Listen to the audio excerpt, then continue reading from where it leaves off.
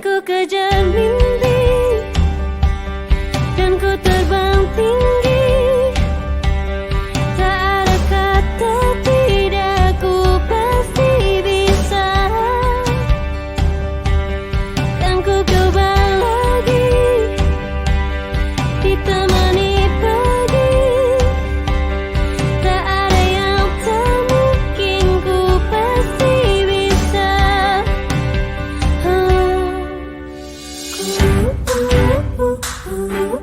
Bisa, bisa,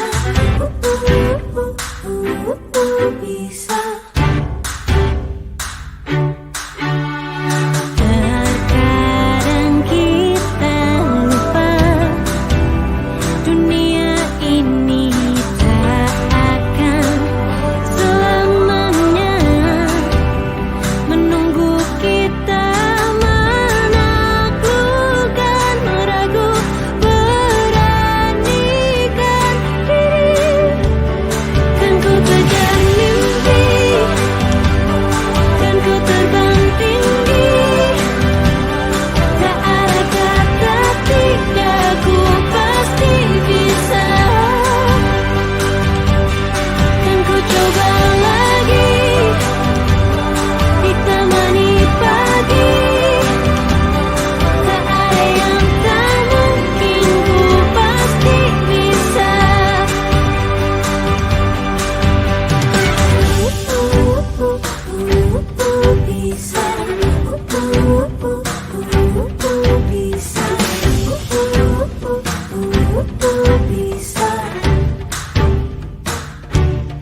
Kan ku kejar mimpi dan ku terbang tinggi.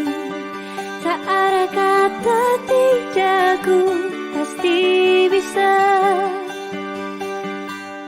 Kan ku coba lagi, ditemani pagi. Tak ada yang tak mungkin, ku pasti bisa. Tak ada yang tak mungkin, ku pasti bisa. Tak ada yang tak mungkin, ku pasti bisa.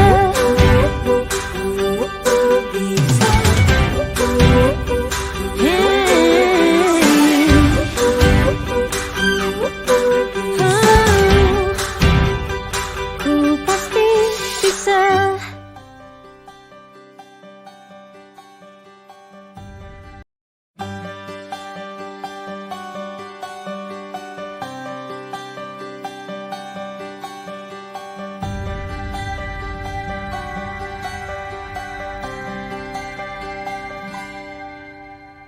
Andaikan aku bisa melayang jauh, berteman langit lepas. Terkadang kita lupa dunia ini tak akan selamanya menunggu kita. Menaklukkan ragu, beranikan diri. Kan ku kejar mimpi dan ku terbang tinggi. Tak ada kata tidak, ku pasti bisa. Kan ku coba lagi, ditemani pagi. Tak ada yang tak mungkin, ku pasti bisa.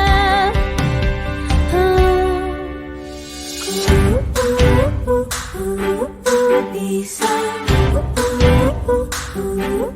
bisa, bisa. Terkadang kita lupa dunia ini tak akan selamanya menunggu kita. Menaklukkan ragu,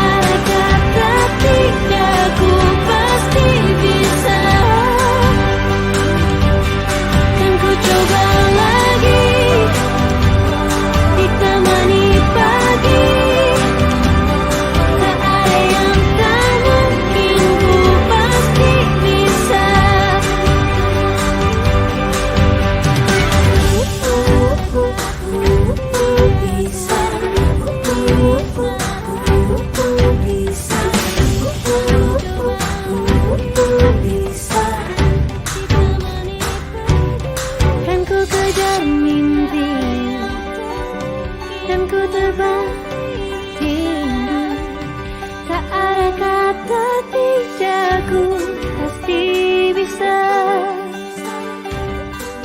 Kan ku coba lagi, ditemani pagi. Tak ada yang tak mungkin, ku pasti bisa. Tak ada yang tak mungkin, ku pasti bisa. Tak ada yang tak mungkin, ku pasti bisa.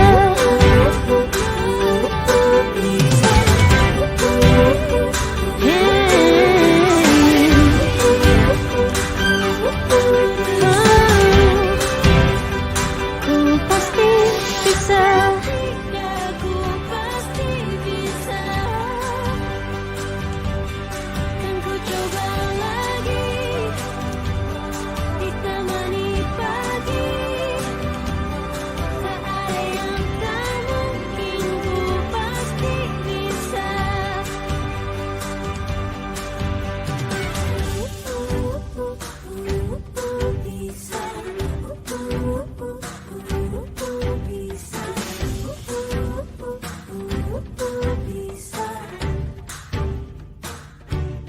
Kan ku kejar mimpi dan ku terbang tinggi.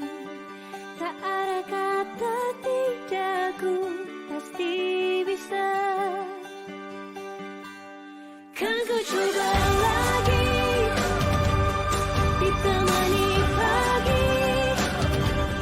Tak ada yang tak mungkin, ku pasti bisa. Tak ada yang tak mungkin, ku pasti bisa. Tak ada yang tak mungkin, ku pasti bisa.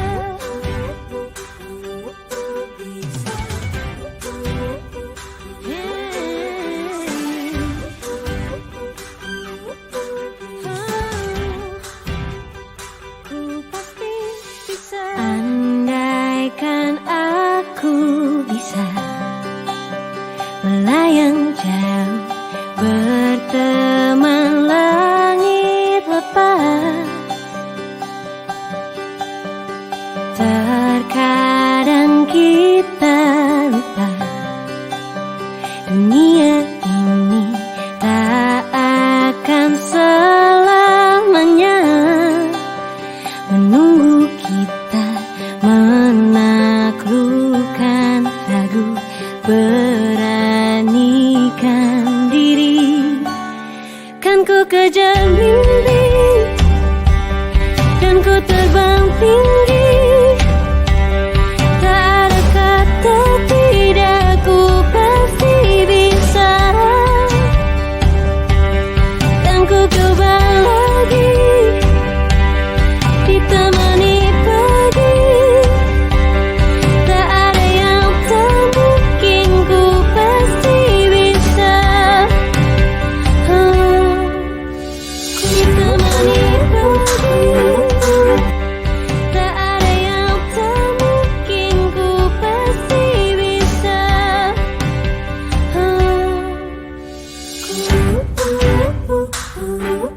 Bisa. Bisa. Bisa.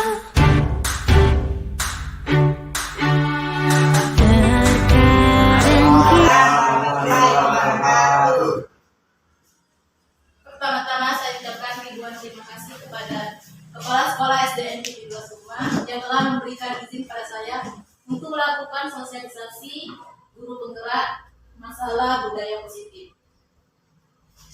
Dan ucapan ribuan terima kasih kepada teman sejawat yang telah hadir pada hari ini.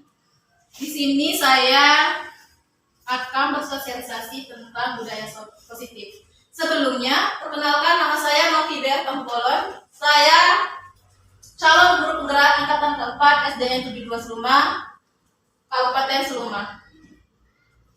Bapak dan Ibu, saya telah melakukan aksi nyata yang bertemakan peduli terhadap lingkungan sekolah dan lingkungan kelas. Di mana di sini saya telah membuat satu video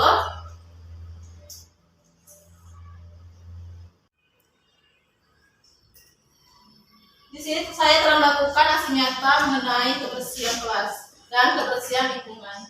Seperti yang Bapak lihat di video, di mana terlihat anak-anak berusaha untuk membersihkan lingkungan dan memiliki motivasi yang tinggi.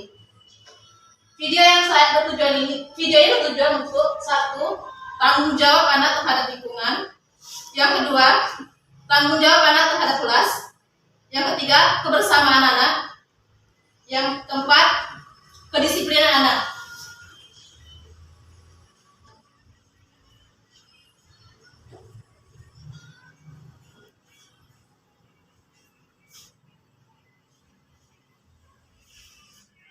Bapak dan Ibu,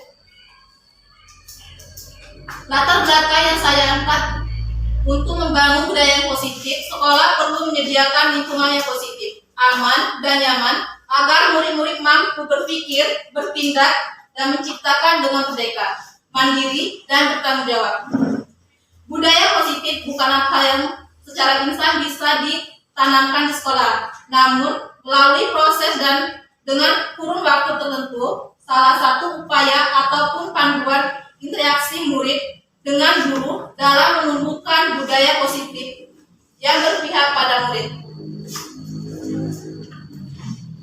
Tujuan aksi nyata yang saya lakukan ini, yang pertama, melatih kedisiplinan dan tanggung jawab siswa untuk senantiasa melakukan budaya positif, yaitu kebersihan lingkungan. Yang kedua, menumbuhkan nilai-nilai profil Pancasila dan pada diri peserta didik dalam kegiatan kebersihan di lingkungan sekolah dan di lingkungan kelas.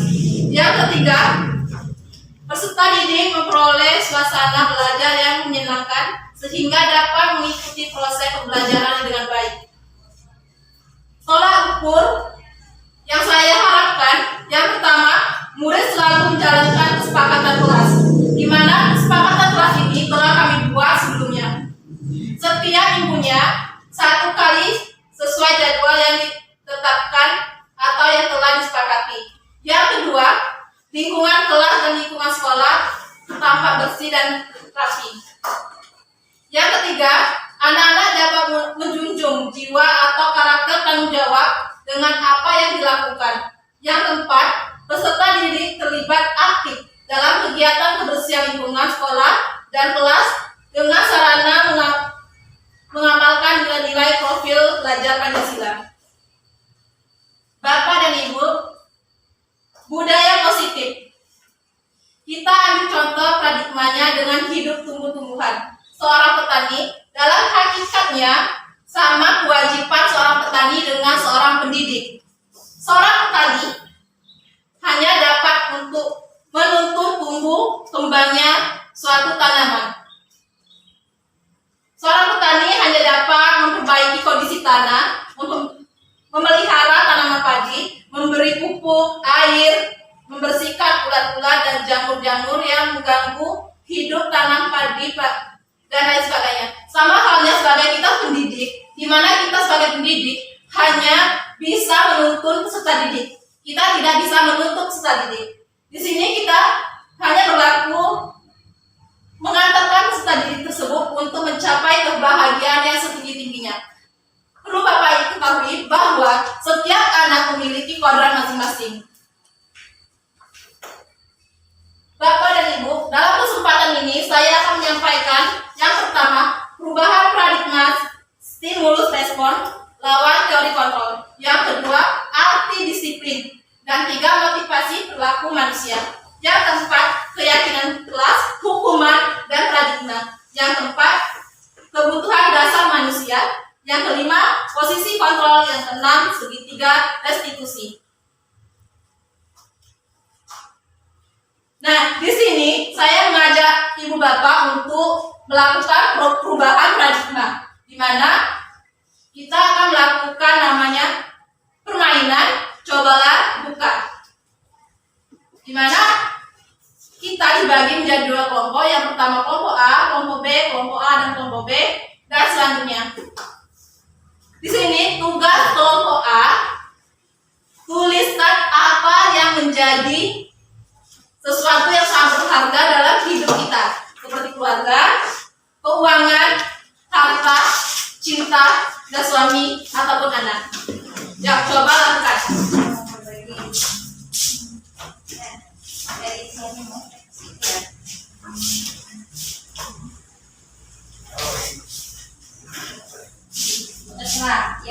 Nah, tulis apa? Tandanya suami itu adalah harta yang berharga untuk saya. Tandanya harta yang berharga untuk saya, ataupun uang yang berharga untuk saya. Coba tulis.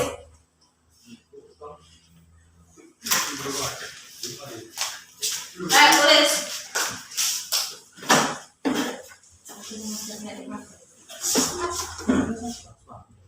Sudah?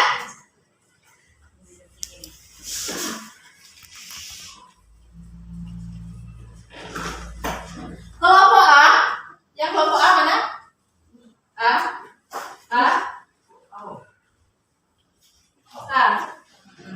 Sekarang kelompok A genggam kertas yang telah ditulis. Genggam, ya, digenggam sekencang-kencang. Kelompok A, kelompok A.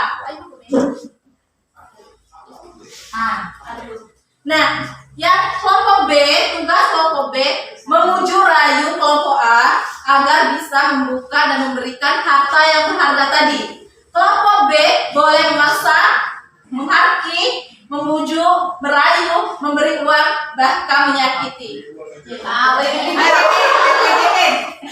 Jangan lo dibisikin lo. Ayo cepat. Mix wajan janji. Cepat. Ayo, memangnya ujung ini nih. Ini bukan supaya punya dia. Bapak juga Pak. Nah berapa gen ya? Bukan. Yang boleh minta. Ya, Bapak kasih dia harta yang berharga. Iya, Bapak memujuk. Ayo udah? Udah? Sini deh, sudah. Ya sekarang gantian ya, kelompok B memegang dan kelompok A untuk membujuk. Ayo, sampai depan. Ayo. Nah nih, Udah? Yuk, nak yuk. Ayo.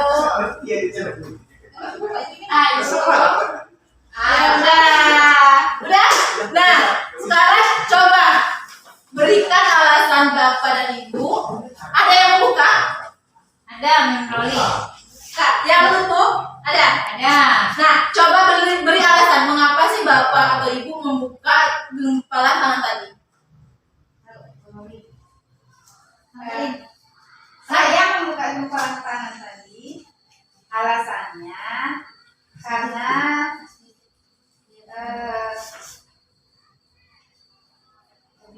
terbujuk rayu. Oh, terbujuk rayu, bagus.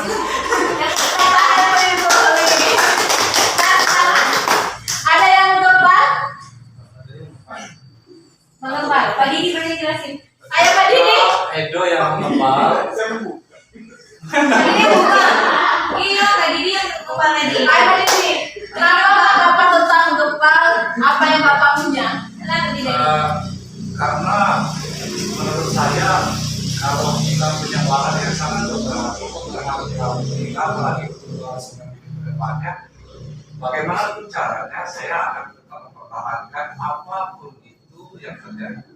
Barang itu akan saya berikan sama orang lain. Itu alasan saya. Bagus.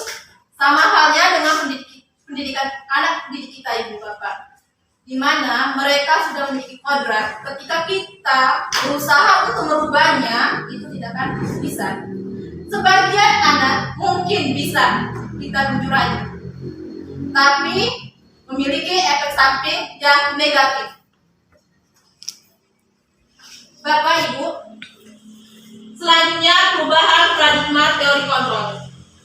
Di mana teori kontrol ini terdapat 4. Yang pertama, ilusi guru mengontrol murid.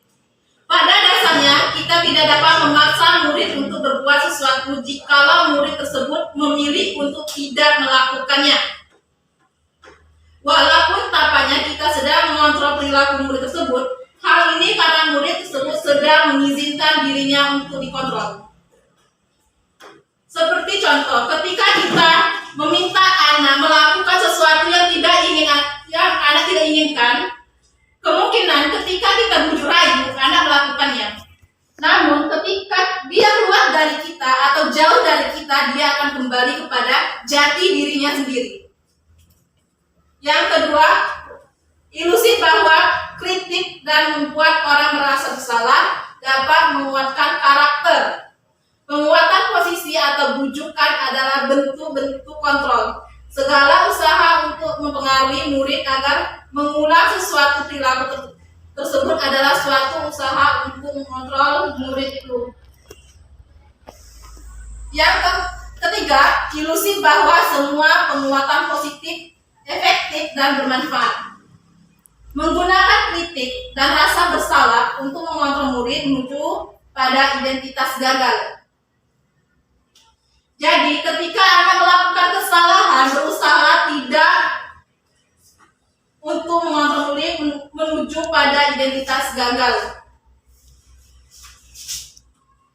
Yang keempat, ilusi bahwa orang dewasa memiliki hak untuk memaksa. Banyak orang dewasa yang percaya bahwa mereka memiliki tanggung jawab untuk membuat murid-murid berbuat hal-hal tertentu. Apapun yang dilakukan dapat diterima selama ada sebuah kemajuan berdasarkan sebuah pengukuran kinerja. Pada saat itu pula, orang dewasa akan menyadari bahwa perilaku memaksa tidak akan efektif untuk jangka waktu panjang. Nah, di sini siapa yang suka memaksa anak-anak? Anak-anak tidak menyukainya, tapi kita tetap memaksa.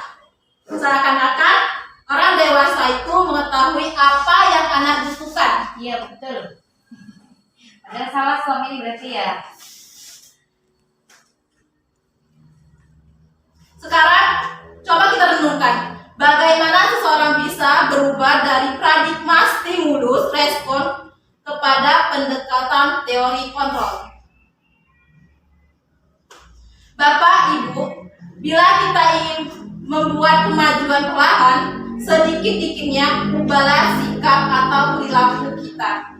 Namun bila kita ingin memperbaiki cara-cara utama kita, maka kita perlu mengubah kerangka acuan kita. Ubahlah bagaimana kita melihat dunia, bagaimana kita berpikir tentang manusia, ubahlah paradigma kita. Skema, pemahaman, dan penjelasan aspek-aspek tertentu tentang realitas. Bapak dan Ibu, bisa Bapak Ibu lihat perbedaan antara perubahan paradigma stimulus respon. Stimulus respon, kita mencoba mengubah orang agar berpendapatan sama dengan kita. Bisakah kita merubah orang lain? Tidak. Yang benar, kita berusaha memahami pandangan orang lain. Di mana di sini kita dituntut untuk saling toleransi. Yang kedua, perilaku buruk dilihat sebagai suatu kesalahan. Di mana ketika siswa melakukan kesalahan, kebanyakan guru melihat kesalahan itu tanpa melihat apa penyebab kesalahan itu. Seperti contoh, jika ada siswa yang mencoret buku temannya, apakah siswa itu bersalah? Belum tentu. Kenapa? Bukankah dia melakukan kesalahan? Iya, tapi karena mungkin anak itu duluan coret. Bisa jadi Balas.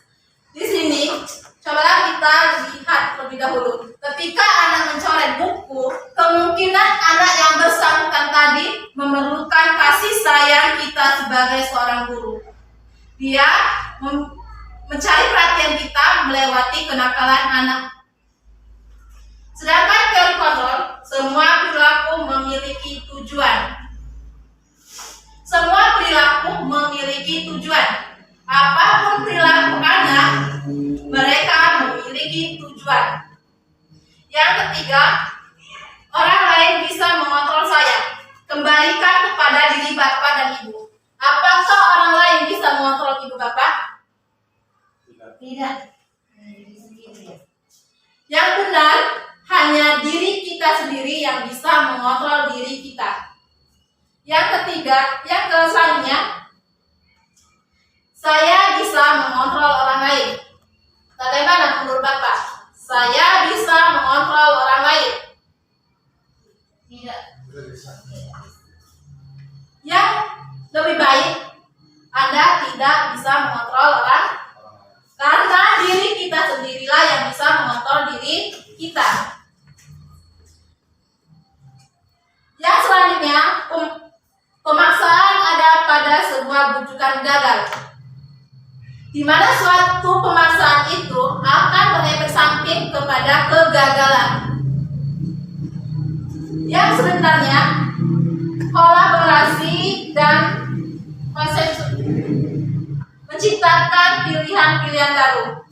Yang selanjutnya, model berpikir menang kalah. Yang lebih baik, model berpikir menang-menang. Di sini, ketika kita mengatasi siswa dalam bermasalah, cobalah untuk jangan memenangkan satu siswa ataupun satu siswa lainnya. Di sini kita sebagai guru, alangkah baiknya untuk menjadi guru yang bisa bijaksana, sehingga siswa tidak memiliki pikiran negatif ataupun tindakan yang negatif ke depannya. Berusahalah untuk membela kedua siswa, di mana kita akan berpikir menang-menang. Sekarang saya ingin bertanya, menurut kalian apa itu merdeka? Bebas. Merdeka bebas. Bebas dari apa? Dari orang negatif.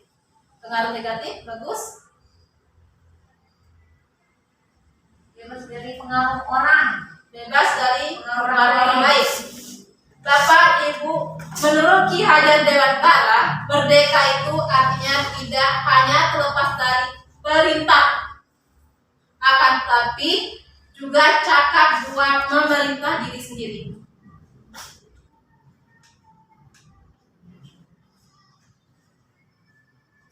Bapak dan Ibu guru, di mana ada kemerdekaan, disitulah harus ada disiplin yang kuat.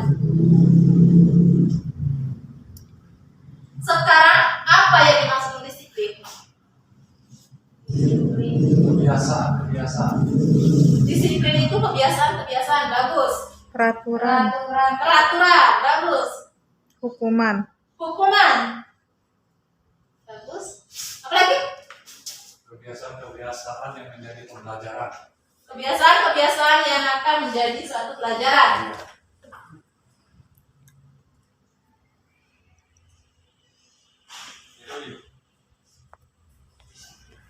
Disiplin berasal dari bahasa Latin yaitu disciplina, yang berartinya belajar. Kenapa harus belajar, Ibu? Coba bangun pagi, datang ke sekolah jam 7, harus disiplin. Kita belajar untuk bangun pagi dan datang pukul 7. Disiplin itu buang sampah pada tempatnya. Kita belajar untuk menjaga kebersihan dan membuang pada tempat sampah. Itu namanya disiplin. Namun dalam budaya kita, makna kata disiplin telah berubah menjadi sesuatu yang dilakukan seseorang pada orang lain untuk mendapatkan kepatuhan. Kecenderungan umum adalah menghubungkan kata disiplin dengan ketidaknyamanan, bukan dengan apa yang kita hargai atau pencapaian suatu tujuan mulia. Bapak dan Ibu guru, sebagai pendidik, tujuan kita adalah menciptakan anak-anak yang memiliki disiplin diri, sehingga mereka bisa berperilaku dengan mengacu pada nilai-nilai kebijakan universal dan memiliki motivasi intrinsik, bukan ekstrinsik. Dan ini merupakan motivasi perilaku manusia. Yang pertama, untuk menghindari ketidaknyamanan atau hukuman. Apa yang terjadi apabila saya tidak melakukannya? Seakan-akan itu dorongan dari luar. Motivasi eksternal. Yang kedua, untuk mendapatkan imbalan dari orang lain,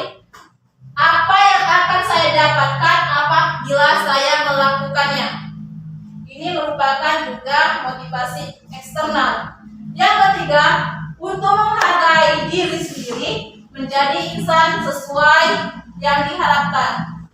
Saya akan menjadi orang seperti apa bila saya melakukan. Dan ini adalah motivasi internal yang kita harapkan dari siswa-siswi kita merupakan motivasi internal. Bapak dan Ibu guru,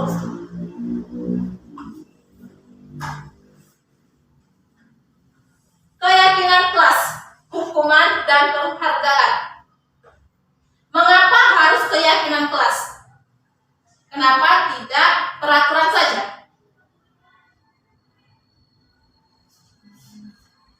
Karena terdapat keyakinan. Sekarang mari kita samakan pendapat keyakinan. Keyakinan itu dibuat siapa, Ibu? Bersama. Tapi kalau peraturan Dibuat hanya satu orang, misalnya wali kelasnya yang buat peraturan. ya, di sini saya mengajak untuk bersama-sama melakukan keyakinan kelas di sekolah kita masing-masing. Yang pertama, ajarlah siswa-siswi kita untuk melakukan keyakinan kelas dengan cara siswa-siswi kita boleh berpendapat tentang keyakinan kelas, seperti boleh izin ketika ingin pipis. Kedua, boleh makan di kelas. Kalau sepakat, kenapa tidak, Bu? Tapi bukannya makan di kelas itu akan mengganggu konsentrasi, Bu. Meskipun dikesepakatin, gimana?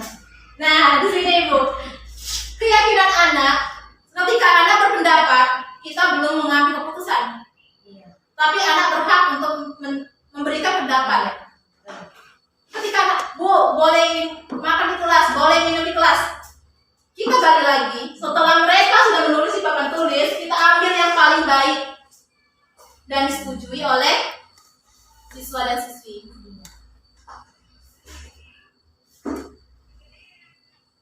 Ini merupakan contoh keyakinan kelas di SD 2 Suma. Keyakinan kelas saya ambil di kelas 5. Datang tepat waktu mengucapkan salam. Yang kedua, menjaga kebersihan sekolah. Yang ketiga, berdoa sebelum memulai pembelajaran. Yang keempat, aktif dalam pembelajaran. Yang kelima, tertib. Nah, Bapak Ibu, coba saya bertiga bertanya. Yang seperti jangan berlari di depan kelas, itu keyakinan atau peraturan? Jangan. Berarti peraturan. Peraturan. Sebaiknya bagaimana? Cobalah berjalan di depan kelas. Itu keyakinan. Karena ketika ada cobalah dengan jangan, itu ada kata-kata yang memaksa dan ada yang kata-kata perintah, ada yang memaksa. Nah, kembali lagi, Bu.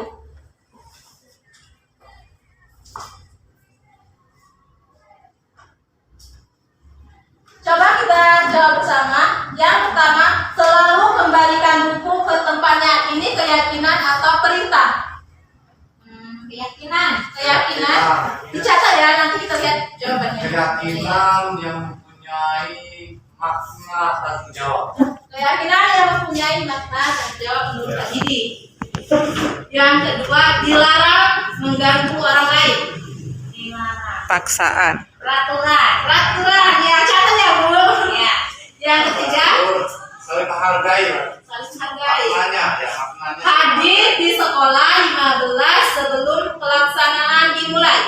Keyakinan atau Peraturan. peraturan? Keyakinan. Keyakinan. Menghargai waktu. Catat ya, nanti siapa yang belajar. Yang keempat, dilarang melakukan kekerasan. Peraturan dilarang ya. Dilarang. Kata-kata dilarang. Peraturan. Yang selanjutnya, dilarang menggunakan narkoba. Peraturan. Peraturan kesehatan, maknanya kesehatan. Itu Mbak Didi. Sangat. Bergantian atau menunggu giliran. Menunggu giliran. Sabar. Itu keyakinan atau keyakinan. Oke. Yang selanjutnya gunakan masker. Untuk kesehatan. Keyakinan. Keyakinan untuk kesehatan. Kesehatan. Jangan berlari di kelas atau koridor. Peraturan. Peraturan. Perhatikan ya Bu, jangan. Oke, kita lihat jawabannya. Selalu kembalikan buku ke tempatnya, yaitu tanggung jawab. Dilarang mengganggu orang lain, menghormati orang lain dan diri sendiri. Dan selanjutnya, jangan berdiri di kelas atau koridor, keselamatan atau keamanan.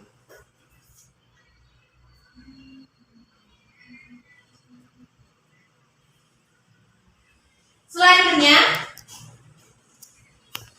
hukuman atau konsekuensi. Mencatat 100 kata di dalam buku kalimat. Saya tidak akan terlambat lagi karena terlambat ke sekolah. Ini hukuman atau konsekuensi? Hukuman.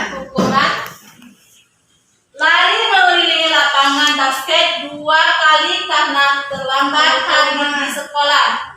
Hukuman. Yang ketiga, murid diminta untuk push up 15 kali karena tidak menggunakan masker ke sekolah. Yang selanjutnya, menggantikan kertas tugas teman yang telah dicoret-coret. Konsekuensi. Membersihkan tumpahan air di meja. Konsekuensi. Meminta murid tidak mengenakan sepatu seharian di sekolah karena tidak mengenakan sepatu hitam. Hukuman. Lari mengelilingi lapangan basket 2 keliling karena terlambat 10 menit Konsekuensi. untuk pembelajaran PJOK. Konsekuensi. Nah, Iya. sekarang coba apa bedanya Bu dengan yang ini dan ini? Ini tadi hukuman kan? Ya, kalau nomor 1 mencatat 100 Ya, kali. yang ini Pak.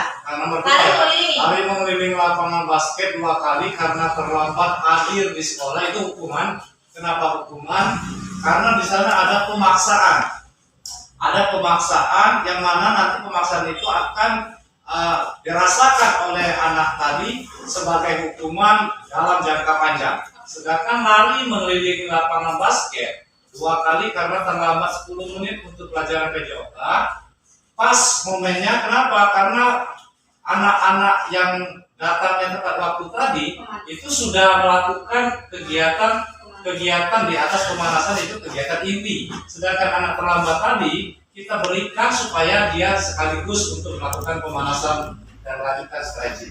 Bagus. Di sini saya berikan lari mengelilingi lapangan basket 2 kali karena terlambat hadir di sekolah. Di sini tidak ada pembelajaran apapun, agama, matematika, bahasa Indonesia atau fisika. Di sini lari mengelilingi lapangan 2 kali di saat olahraga. Ada Bisa kita pembelajaran. lihat ketika ada lari 10 menit 2 keliling di saat jam pembelajaran PJOK, itu tidak berpengaruh untuk mental sang anak. Coba kita lihat hukuman. Benar lihat tadi? Benar? Konsekuensi, ya benar. Konsekuensi. Membersihkan tumpahan konsekuensi. Oke, betul dari 100. Tentu semua? Hebat.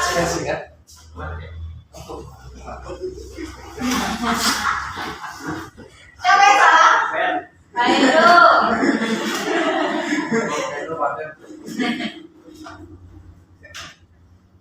Bapak dan Ibu yang saya hormati, ini merupakan perbedaan antara hukuman dan konsekuensi.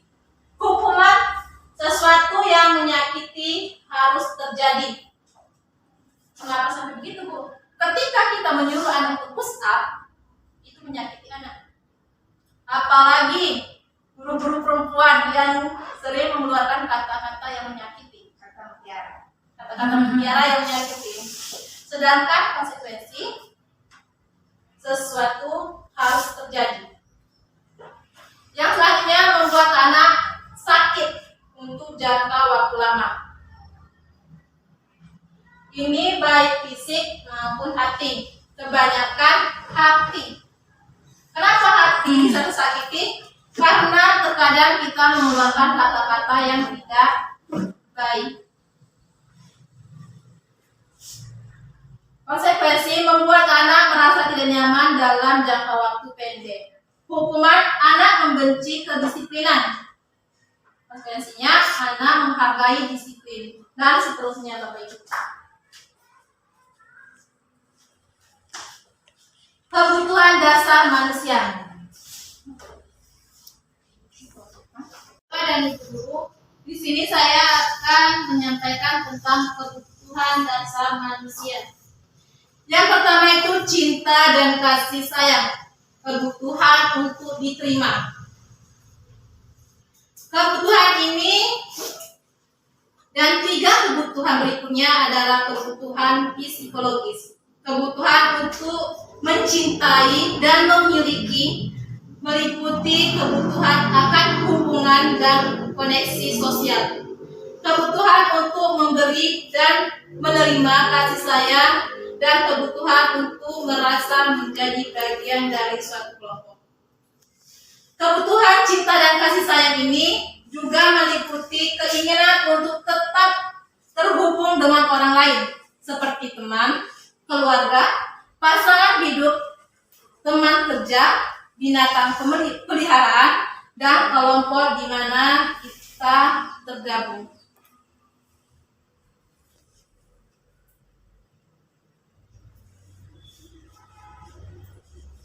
Selanjutnya, kebutuhan bertahan hidup. Kebutuhan bertahan hidup adalah kebutuhan yang bersifat psikologis untuk bertahan hidup, misalnya kesenangan, kesehatan, rumah, dan makanan. Seks sebagai bagian dari proses reproduksi termasuk kebutuhan untuk tetap bertahan hidup. Komponen psikologis pada kebutuhan ini meliputi kebutuhan akan perasaan aman. Selanjutnya, penguasaan, kebutuhan pengakuan atas kemampuan. Kebutuhan ini berhubungan dengan kekuatan untuk mencapai sesuatu, menjadi komponen, menjadi terampil, diakui atas prestasi dan keterampilan kita, didengar dan memiliki rasa harga diri. Kebutuhan ini meliputi keinginan untuk dianggap berharga, bisa membuat perbedaan, bisa membuat pencapaian kompeten, diakui dan dihormati. Ini meliputi self-esteem dan keinginan untuk meninggalkan pengaruh. Anak-anak yang memiliki kebutuhan dasar akan kekuasaan yang tidak biasanya selalu ingin menjadi pemimpin. Mereka juga suka mengamati sebuah mencoba hal baru dan mereka kecewa bila melakukan kesalahan. Mereka juga biasanya rapi dan selalu ingin mencapai yang terbaik. Selanjutnya, kebutuhan kebebasan atau kebutuhan akan pilihan. Kebutuhan untuk kebebasan adalah kebutuhan akan kemandirian, otonomi, memiliki pilihan dan mampu mengendalikan arah hidup seseorang. Anak-anak dengan kebutuhan kebebasan yang tinggi menginginkan pilihan. Mereka perlu banyak bergerak, suka mencoba-coba, tidak terlalu terpengaruhi oleh orang lain, dan senang mencoba hal baru dan menarik. Selanjutnya, kebutuhan kesenangan atau kebutuhan untuk merasa senang. Kebutuhan akan kesenangan adalah kebutuhan untuk mencari kesenangan, bermain, dan tertawa. Bayangkan hidup tanpa kenikmatan apapun, betapa menyenangkannya. Anak-anak dengan kebutuhan dasar kesenangan yang tinggi biasanya ingin menikmati apa yang dia lakukan. Mereka juga konsistensi tinggi saat mengerjakan hal yang disenangi. Mereka suka permainan, suka mengoleksi barang, suka bergurau, dan lain-lain. Nah, di sini kita kembali ke soal-soal lagi, Bapak Ibu. Coba tebak. Ibu guru bilang, aku tidak boleh bersenandung sewaktu mengerjakan tugas. Katanya, kelas harus tenang, tidak ada suara, padahal aku suka dengan menyanyi. Ini kebutuhan apa? Kesenangan. Iya. Kasih sayang. Kesenangan misalnya, ibu guru tidak menyapaku hari ini, padahal aku pakai jepit baru. Kasih sayang. Kasih sayang. Aku bosan, masa belajarnya cuma gitu-gitu aja. Dengarin ibu guru saja. Kesenangan. Itu kesenangan atau kasih sayang? Kesenangan. Kebebasan. Kebebasan, kesenangan? Bebas. Bebas. Kebebasan. Selanjutnya, aku sebel. Gambarku tidak rapi. Kasih sayang. Malah Pengen dihargai. aku menunjuki ke teman-temanku di depan kelas. Kasih sayang. Pengen dihargai. Kasih sayang karena dia ingin dihargai. Hargai. Bapak dan Ibu guru. Selanjutnya 5 posisi kontrol. Yang pertama, penghukum. Siapa yang rajin menghukum? Saya. Saya dong. Iya, kadang-kadang sesuai kebutuhan, Bu. Sesuai kebutuhan. Jangan sampai menyakiti hati dan fisik anak. Seseorang penghukum bisa menggunakan hukuman fisik maupun verbal. Yang rajin digunakan apa, Bu? Fisik atau verbal? Fisik. Fisik lah. Sesuai kebutuhan juga. Sesuai kebutuhan juga. Kalau verbal kan itu fisik sayang. Kalau verbal itu kan kata-kata. Justru itu makanya disesuaikan kebutuhan. Kadang-kadang ada yang pernah disuruh berdiri, ada. Kadang-kadang sekedar apa? Omongan saja pernah. Yang saya sarankan jangan sampai menyakiti fisik dengan hati. Hati. Orang-orang yang menjalankan posisi penghukum senantiasa mengatakan bahwa sekolah menemukan sistem atau alat yang dapat lebih mendekatkan murid-murid lebih dalam lagi. Guru-guru menerapkan posisi hukum akan berkata, di sini Bu, jika kita melakukan penghukuman, guru sering mengatakan ini, patuhi aturan saya atau awas. Di sini ada ancaman kepada anak. Kamu selalu saja salah. Yang selanjutnya, selalu pasti selalu yang terakhir selesai. Ayo siapa yang berkata seperti ini? Saya dong. Selalu pasti selalu yang terakhir selesai. Kadang-kadang iya, sekali-kali ada. Sekali-kali ada. Selalu kamu. Ya, kalau besok diulangin lagi. Selalu kamu. Pasti yang terakhir selesai. Kamu lagi ya kayak gitu. Guru seperti ini senantiasa percaya hanya ada satu cara agar pembelajaran bisa berhasil, yaitu cara guru itu pun sendiri. Cara dia. Yang kedua, membuat orang merasa bersalah. Ada yang pernah melakukannya? Ya pernah Bu. Sering tuh. Kamu Pada nggak kesian? kondisi ini biasanya guru akan bersuara lebih lembut. Kamu nggak kesian? Membuat orang merasa bersalah akan menggunakan keheningan yang membuat orang lain merasa tidak nyaman, bersalah atau rendah hati. Rendah diri. Kata-kata yang sering keluar dari guru membuat orang merasa bersalah, seperti ibu sangat kecewa sekali dengan kamu. Ibu sangat kecewa sekali dengan kamu. Yang kedua, berapa kali Bapak harus memberitahu kamu ya? Yang ketiga, gimana coba kalau orang tua kamu tahu kamu berbuat begini?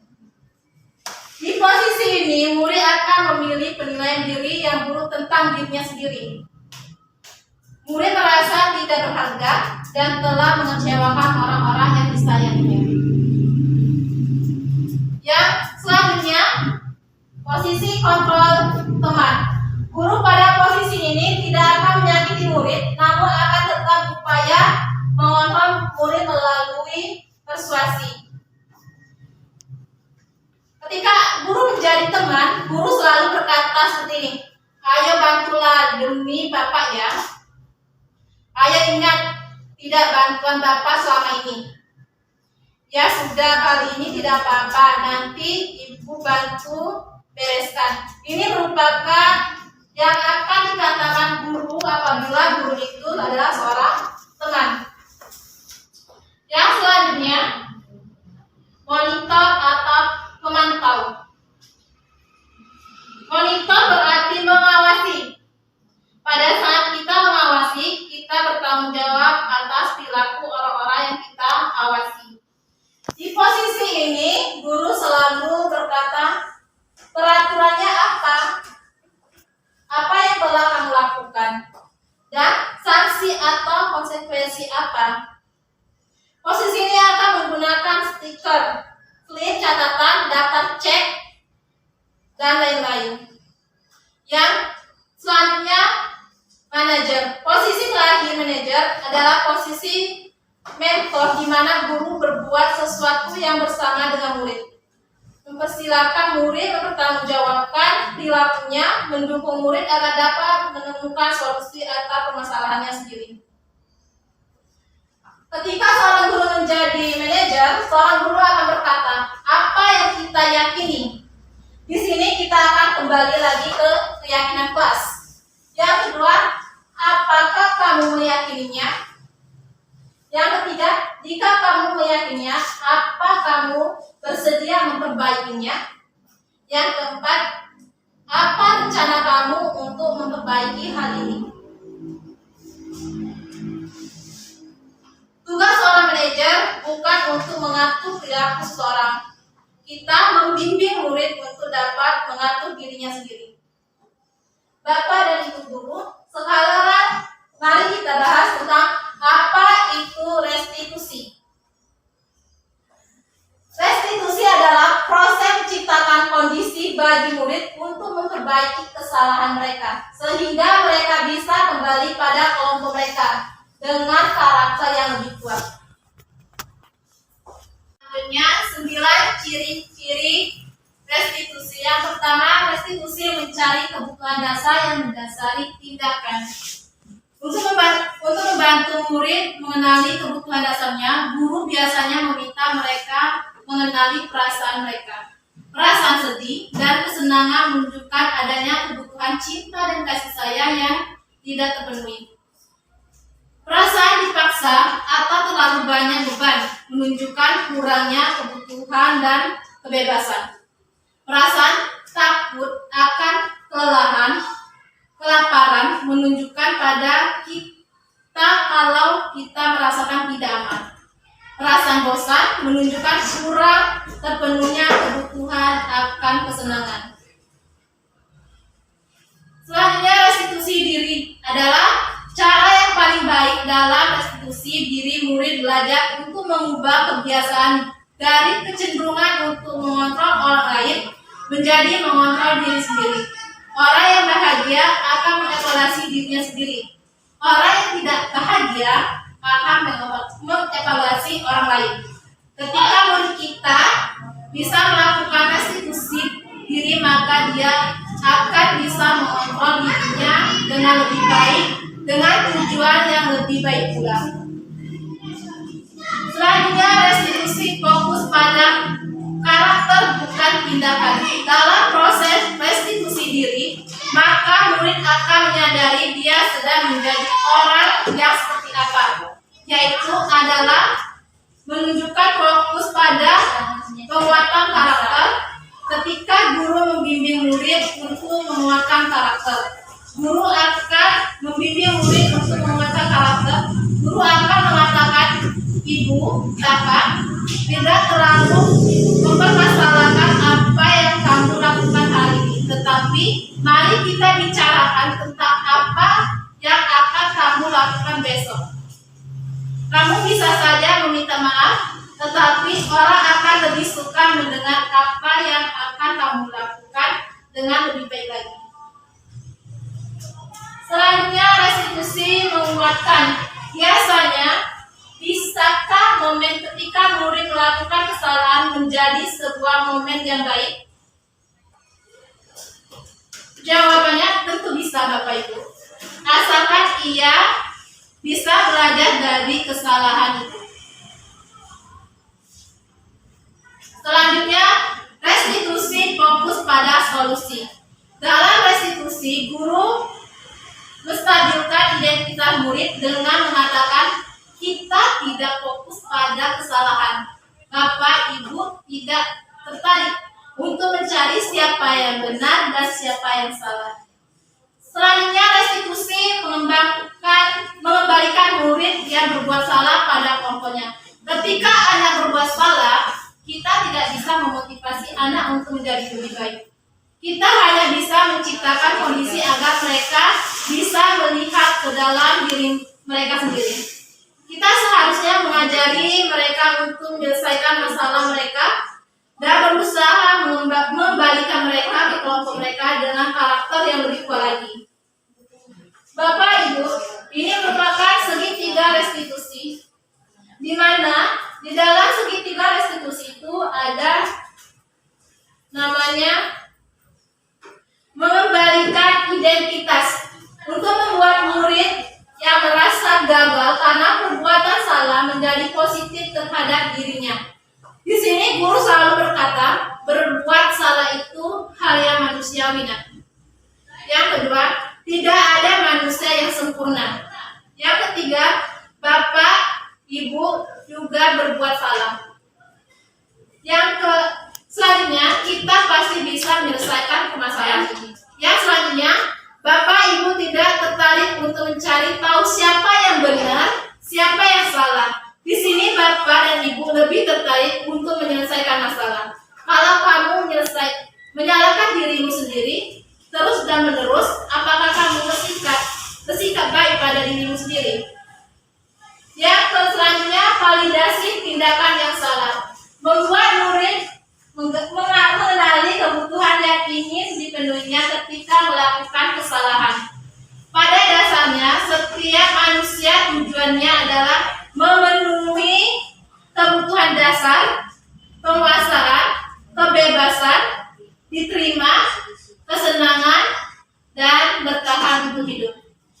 Dalam validasi tindakan yang salah, guru selalu berkata, kamu bisa saja melakukan hal yang lebih buruk, tapi kamu tidak melakukannya. Kamu pasti punya alasan mengapa kamu melakukannya, apa yang penting bagi kamu, dan selanjutnya. Selanjutnya, menanyakan keyakinan. Di sini, murid melihat kesalahannya dihubungkan dengan nilai-nilai kebijakan yang diyakininya. Mendasari manusia berinteraksi dengan orang lain. Di posisi ini, guru selalu berkata, apa nilai yang kita percayai di kelas ataupun sekolah kita. Di sini kita kembali lagi ke keyakinan kelas. Yang kedua, nilai-nilai kebijakan keyakinan apa yang telah kita sepakati di kelas. Yang selanjutnya, apa yang kamu rasakan ketika kamu melakukan itu, kamu menjadi orang seperti apa. Bapak dan Ibu guru, demikianlah upaya-upaya yang dapat kita lakukan dalam membangun budaya positif. Tentunya untuk mewujudkan hal ini membutuhkan proses yang tidak bisa dilakukan dalam waktu singkat. Selain itu, proses ini juga membutuhkan keterlibatan semua pemangku kepentingan di sekolah. Bapak dan Ibu guru, mungkin cuma itu yang bisa saya sosialisasikan kepada Bapak dan Ibu guru. Kurang dan lebih saya mohon maaf. Saya akhiri. Wassalamualaikum